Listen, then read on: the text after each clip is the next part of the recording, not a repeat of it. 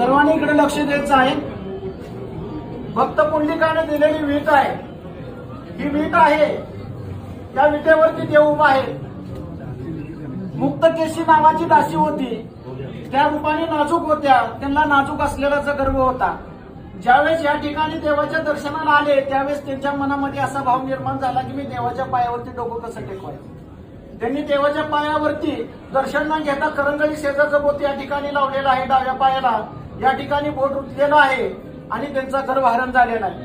ही कृष्ण अवतारातील गुरराखाची काठी आहे, पितांबराचा सोगा आहे, डाव्या हातामध्ये शंख आहे, उजव्या हातामध्ये कमल पुष्प आहे, कमरेला वासनी वेलाचा कणतोडा, अर्धांगी रुक्मिणी मातेला बसण्यासाठी दिलेली जागा आहे।